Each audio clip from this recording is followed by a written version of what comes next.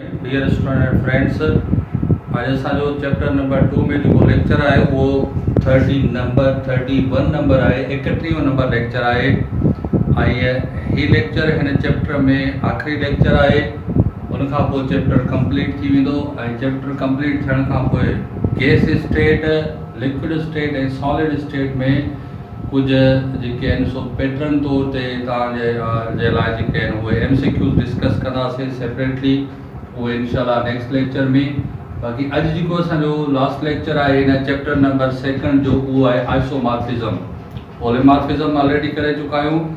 अॼु करिणो आहे आइसोमॉर्फिज्म। आइसोमॉर्फिज्म ग्रीक वर्ड आहे जेको ख़ुदि ॿिनि वर्ड्स ते मुश्तमिल आहे।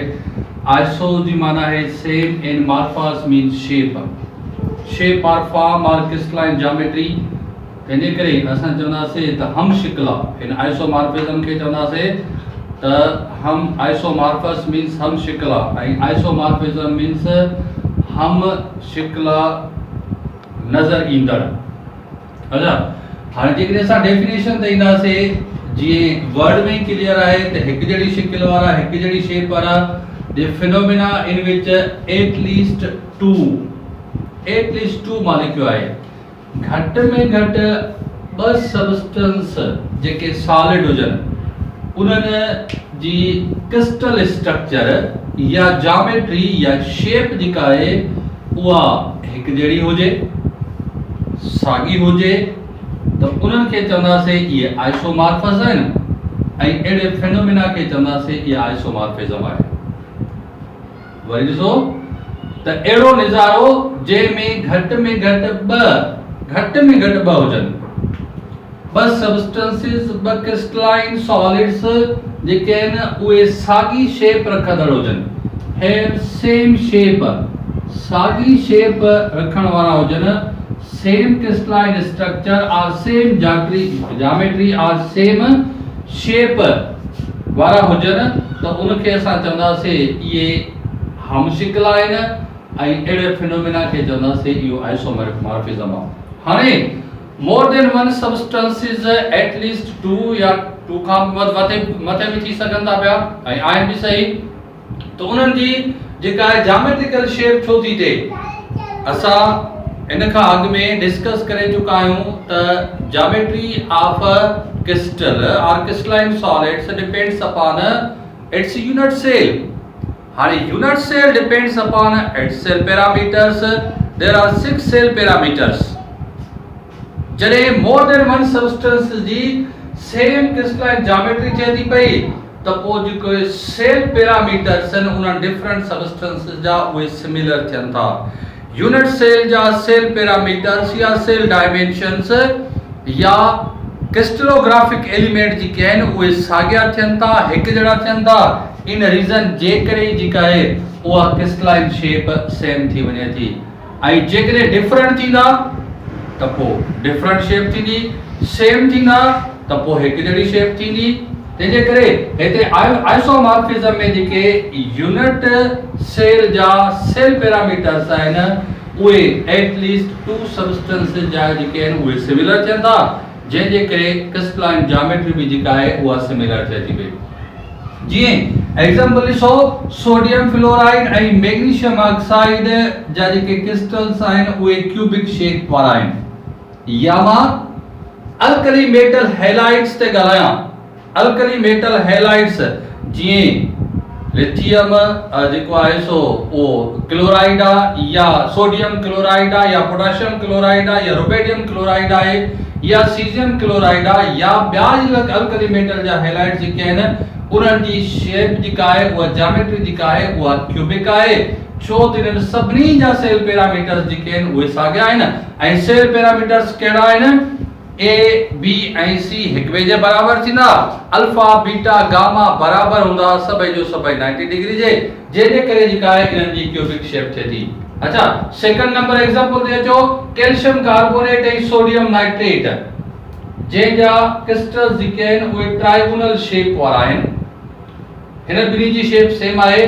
जिंक सल्फेट ऐं निकिल सल्फेट ऑर्थोरोम्बिक शेप रखनि था, जॾहिं त सोडियम नाइट्रेट ऐं पोटेशियम नाइट्रेट रोम्बोहेड्रल शेप रखनि था पिया।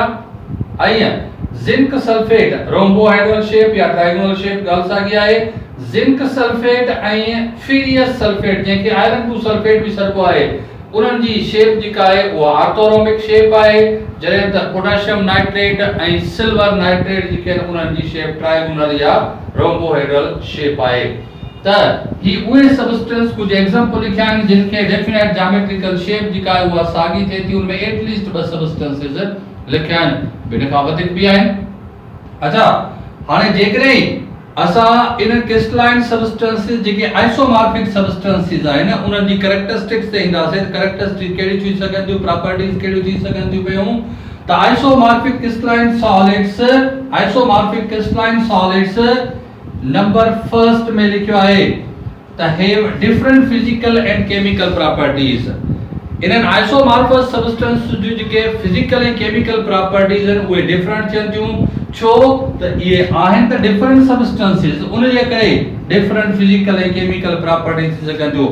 कलर में डिफरेंट थी सघनि था, मेल्टिंग पॉइंट में डिफरेंट हूंदा, सॉल्युबिलिटी में डिफरेंट हूंदा, रिफ्रैक्टिव इंडेक्स में डिफरेंट हूंदा, केमिकल प्रॉपर्टीज बिल्कुल इन्हनि जूं डिफरेंट हूंदियूं।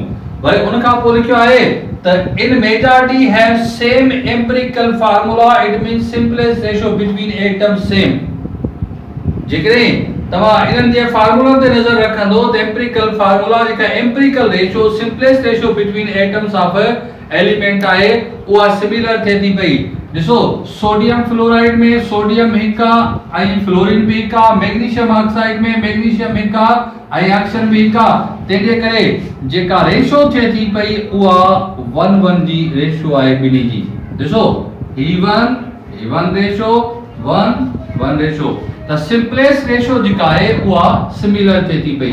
उन खां पोइ कैल्शियम कार्बोनेट सोडियम नाइट्रेट ॾिसो त कैल्शियम 1 कार्बन 1 ऑक्सीजन 3 आहे, सोडियम 1 आहे, नाइट्रोजन 1 आहे, जॾहिं ऑक्सीजन 3 आहे। तंहिंजे करे जेका simplest ratio in triangular shape या रोम्बोहाइड्रल शेप वारनि सबस्टेंस जी थिए थी पई कैल्शियम कार्बोनेट ऐं सोडियम नाइट्रेट जी, उहा 1:1 एंड 3 थिए थी पई।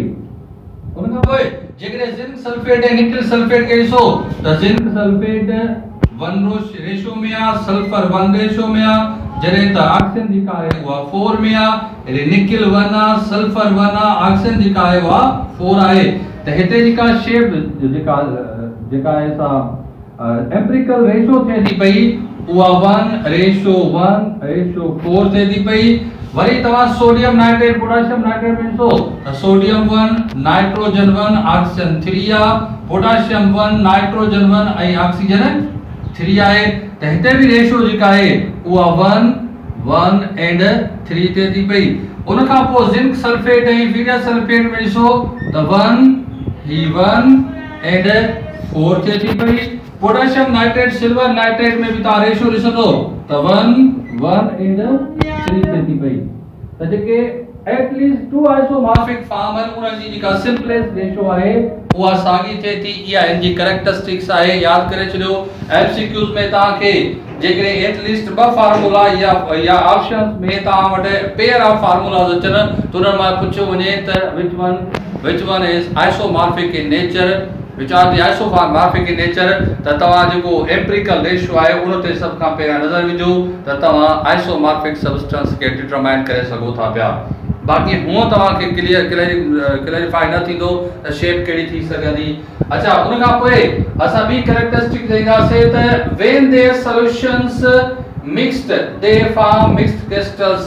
जेतो त इन्हनि ॿिनि सबस्टेंस जा सॉल्यूशन सेपरेट तव्हां ठाहियो, सेपरेट सॉल्यूशन ठाहिण खां पोइ उन्हनि खे तव्हां मिक्स कयो, मिक्स करण खां पोइ उनखे सुपर सैचुरेटेड फॉर्म में आणे करे हाणे उनखे कूल कयो त उहे क्रिस्टल्स जेके आहिनि उहे तव्हांजे इन सॉल्यूशन में ठहण शुरू थींदा। जीअं ई ठहंदा त ठहण खां पोइ तव्हां ॾिसंदो त उन्हनि ॿिन्ही सबस्टेंस जे क्रिस्टल्स में को बि फ़र्क़ु न हूंदो, छाकाणि शेप जेका आहे उहा सेम हूंदी। उन जे करे असां उन्हनि खे आइडेंटिफाई न करे सघंदासीं त मिक्स्ड क्रिस्टल्स जेके आहिनि उहे ठाहे वठंदा। हा, जेकॾहिं कलर में डिफरेंट आहे या साइज में डिफरेंट आहे त पोइ जेको आहे उहो सेम थी सघे थो पियो, त उन जेका आहे सो आइडेंटिफाई करे सघिजे थो, वरना आइडेंटिफाई नथो करे सघिजे। लास्ट कैरेक्टरिस्टिक आहे त can show property of over growth. हिनन खे जेका प्रॉपर्टी आहे उहा ओवर ग्रोथ वारी आहे। से सपोज तव्हां सुपर सैचुरेटेड सॉल्यूशन हिकड़े सबस्टेंस जो ठाहियो ऐं हाणे उन में हिकिड़ो क्रिस्टल उन ई साॻी सबस्टेंस जो सस्पेंडेड कयो त उन क्रिस्टल जे मथां जेके आहिनि उहे ॿिया क्रिस्टल्स जेके आहिनि उहे डिपॉजिट थींदा वेंदा चढ़ंदा वेंदा। उन जे करे इहो हिकिड़ो क्रिस्टल जेको आहे ग्रोथ करे हिकिड़ी वॾे क्रिस्टल हिकिड़े वॾे संग जी सूरत अख्तियार करे वठंदो, जंहिंजे करे चवंदासीं त इन्हनि खे ओवर ग्रोथ वारी प्रॉपर्टी आहे। हाणे आइसोमॉर्फिक सबस्टेंसेस जे कैरेक्टरिस्टिक्स ते ॻाल्हायोसीं, उन खां पोइ जे एग्जांपल उन जे रेशियो ते ॻाल्हायो थो वियो त आइसोमॉर्फिज्म छाजे करे थिए थी पई। It is due to the similar cell parameters of unit cell of more than one substances. हाणे isomorphic substances are said to be isomorphic because of have same crystalline shape. Crystalline shape जेका आहे उहा साॻी थिए थी पई। Isomorphic इन जे करे न आहे न त रेशियो सेम थींदी आहे, इन जे करे न आहे त ओवर ग्रोथ वारी प्रॉपर्टी आहे, इन जे करे न आहे न त मिक्स्ड क्रिस्टल ठाहिनि था पिया, इन जे करे न आहे न त डिफरेंट फिजिकल ऐं डिफरेंट जेके आहिनि सो केमिकल प्रॉपर्टीज़ आहिनि, पर आइसोमॉर्फस सबस्टेंसेस इन जे करे आहिनि छाकाणि उन्हनि जी क्रिस्टलाइन शेप जेका आहे उहा सेम थिए थी। बाक़ी isomorphic substances have same geometrical structure, same empirical ratio, form mixed crystals, show overgrowth वारी प्रॉपर्टी आहे।